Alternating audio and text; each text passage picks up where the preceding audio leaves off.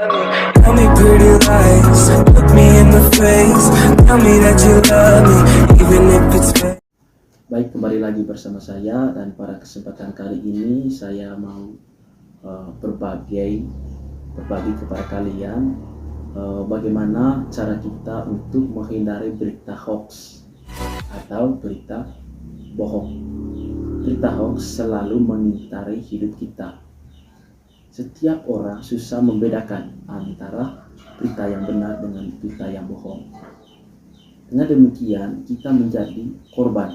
Bahkan kita tidak dipercayai orang lain ketika kita menyebarkan beritanya. Risiko yang paling berbahaya adalah nama kita akan menjadi taruhan. Oleh karena itu, untuk menghindari hal-hal seperti itu, yuk kita simak beberapa tips-tips berikut ini. Tips yang pertama adalah cek narasumber. Cek narasumber sangat penting sekali ketika kita membaca sebuah berita. Ini yang harus ada dalam benak pikiran Anda. Ketika kita menerima berita dari media sosial seperti FB, Line, WhatsApp, Twitter, usahakan kita harus melihat dari mana sumber berita itu. Karena apa? Karena biasanya berita bohong itu memiliki keterangan dari grup sebelah atau tidak mencantumkan nama dari sumbernya. Oleh karena itu, sebelum Anda mengetahui dari mana sumbernya, sebaiknya Anda jangan terburu-buru untuk menyebarkan beritanya. Oh my God! Yang kedua adalah antisipatif dari judul berita yang provokatif. Biasanya judul berita yang provokatif sangat marak digunakan bagi penulis artikel untuk meningkatkan kunjungan atau tanggapan dari media sosial maupun media elektronik lainnya.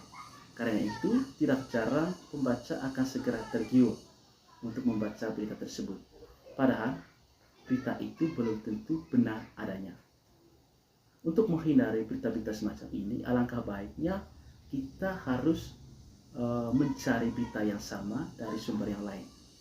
Selain artikel juga, yang paling mengena dalam pikiran kita adalah gambar-gambar yang disebarkan.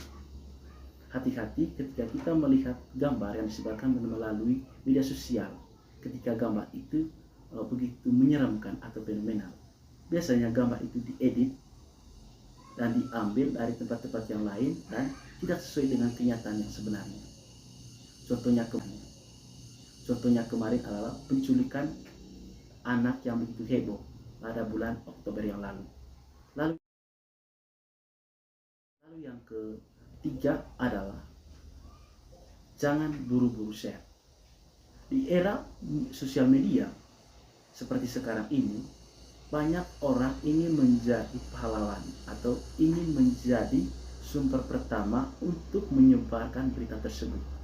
Inilah penyakit atau kebiasaan kita tanpa berpikir panjang untuk men-share berita yang kita terima. Oleh karena itu, sebelum kita putuskan untuk sebarkan beritanya, pastikan bahwa kita harus memastikan kebenaran dari berita tersebut. Itu tips yang ketiga. Lalu tips yang terakhir adalah baca secara menyeluruh.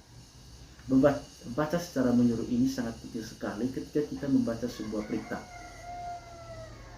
Biasanya berita hoax itu cenderung panjang dan bertele-tele dengan judul yang bersifat clickbait. Orang akan lebih mudah dia hanya membaca judul atau headline-nya saja tanpa membaca keseluruhan dari isi berita tersebut. Oleh karena itu, sebelum kita sebarkan berita-berita tersebut, alangkah baiknya kita harus kita harus cek sumber yang lain dan kita bisa didiskusikan dengan teman, kakak, adik, dan lain sebagainya.